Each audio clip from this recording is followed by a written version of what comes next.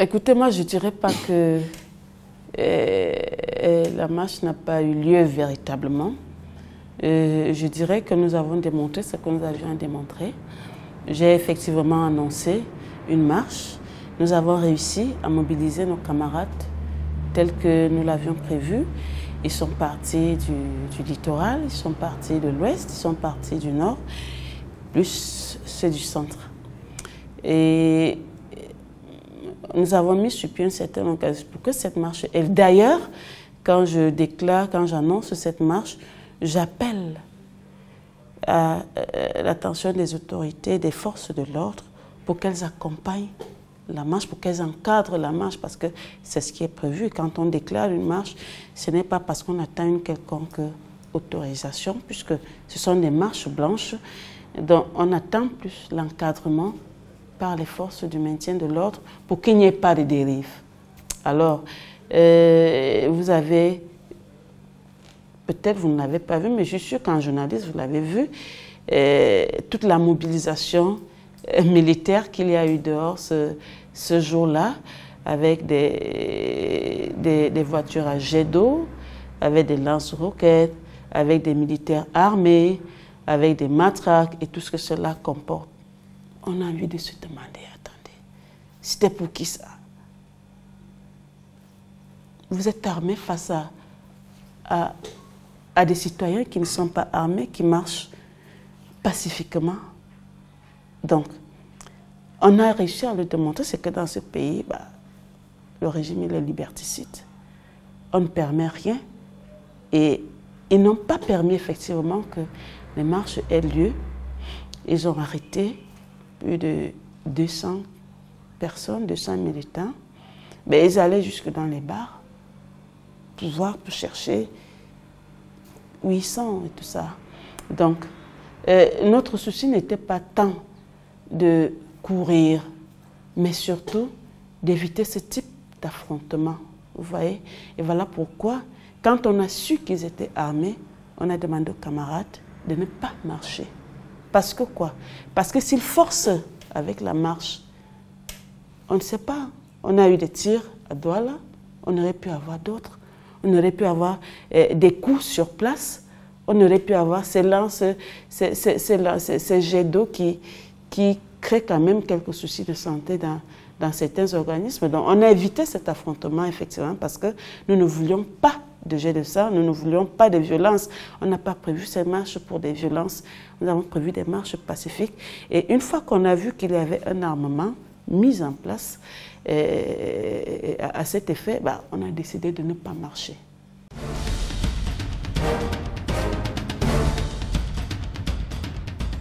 Je ne vais pas vous dire, je ne sais pas ce qui s'est passé. Ce que je sais, c'est que le MRC est un parti légalisé. Il est représenté à l'Assemblée nationale. Le MRC respecte des lois. Et le MRC a des sièges.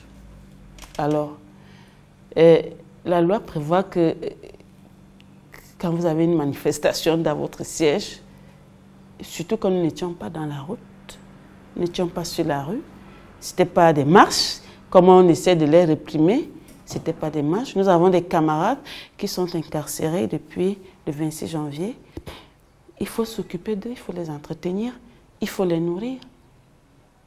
Même des partis, même les autres partis font souvent des levées de fonds pour renflouer les caisses dans le cadre de leurs activités. Et c'est dans ce cadre que nous avons organisé une collecte de dons, des denrées alimentaires pour nourrir nos camarades qui sont incarcérés. Ce n'est que dans ce sens-là qu'on a organisé. C'est que ce qui, ma foi, est d'ailleurs normal. Vous avez un parent incarcéré, mais vous avez l'obligation de le nourrir. Nous avons l'obligation de nous occuper de nos camarades. Autrement, on les abandonne là-bas et leur combat, il est vain, quoi. Or, on sait que notre combat n'est pas vain. Et ce qu'ils ont fait n'est pas vain. Nous avons l'obligation de nous occuper d'eux. C'est dans ce cadre qu'on a organisé, c'est d'ailleurs une campagne nationale. Et le lancement, c'était aujourd'hui, effectivement.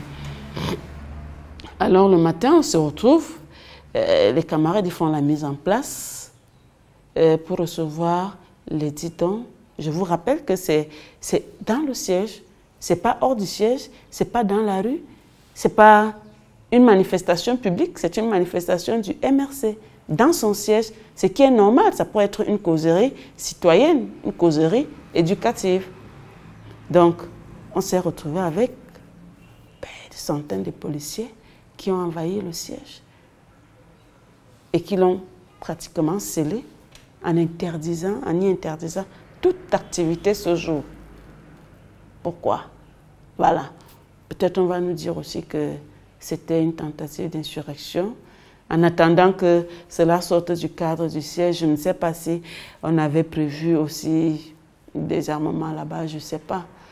Donc, c'est la défiance aux autorités. C'est autant de questions que l'on a envie de se poser parce que si on organise des collectes pour nourrir nos camarades, personnellement, je n'y trouve pas une quelconque défiance aux autorités. Il me semble d'ailleurs que si on ne le fait pas, même ceux d'en face ou bien l'autorité internationale poseraient quand même la question, vos camarades ils sont en prison, que faites-vous pour eux? Donc, nous avons pris sur nous de les nourrir tous les jours. Tous les jours, on a une équipe qui se charge de cela, d'aller leur apporter les vivres, le nécessaire de toilette, bref, tout ce dont ils ont besoin pour assurer quand même le minimum des conditions d'incarcération. Et maintenant, à un moment, on a décidé de faire une levée parce qu'on est tous d'accord qu'à un moment, les denrées commencent à s'amenuiser et tout. Donc, on a fait une levée. Et puis, bon, ils ont envahi le siège. Personne ne sort. Voilà.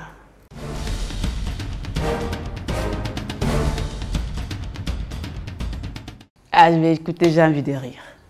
Vous savez pourquoi j'ai envie de rire? Mais j'ai envie de rire parce que la Mofa connaît les lions là-bas. On aurait pu prendre une ressortissante d'une fondée. Pourquoi pas? Par exemple, on aurait pu prendre une ressortissante de la Meufwa Famba.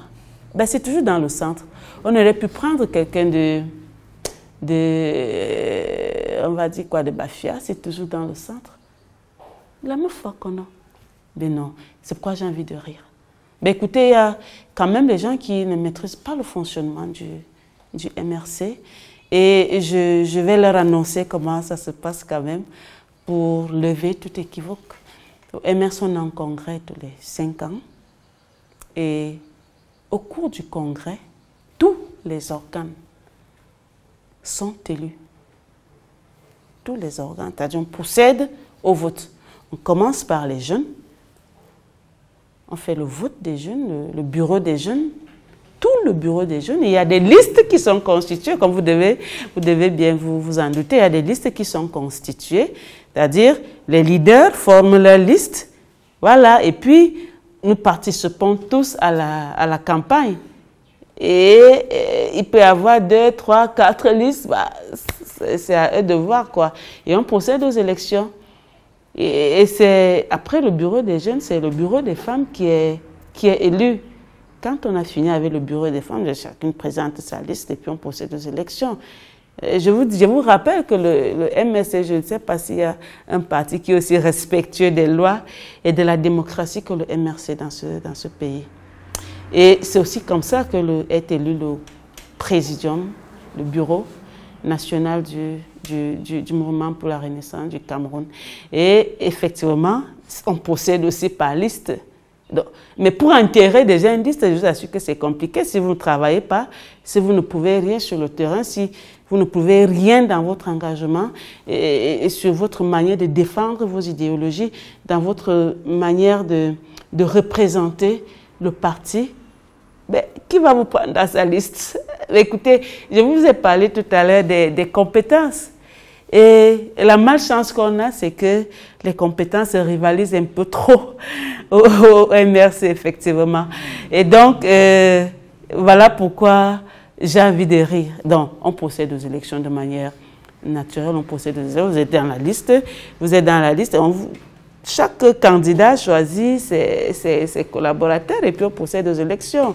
Et c'est comme ça que j'ai été élue deuxième vice-président national. Donc, ce n'est pas un favoritisme, d'accord? Ça n'a rien d'être un favoritisme parce que, encore que si, de manière statistique, si on procédait même de manière statistique et Si c'était une question de facilité, je vous assure que la Moufouakone ne sortirait pas la deuxième vice-présidente du mouvement pour la renaissance du Cameroun, parce que dans l'Onfundi, les gens sont très actifs quand même. Hein. Voilà, donc c'est une question de compétence, c'est les CV qu'on étudie, c'est la capacité d'assumer ses choix, d'assumer ses idées, de les porter, de les conduire. Maintenant, quand vous êtes capable de faire cela et que vous êtes droit dans vos épaules et tout, écoutez, vous faites, on va dire que vous faites l'unanimité, si vous voulez, voilà.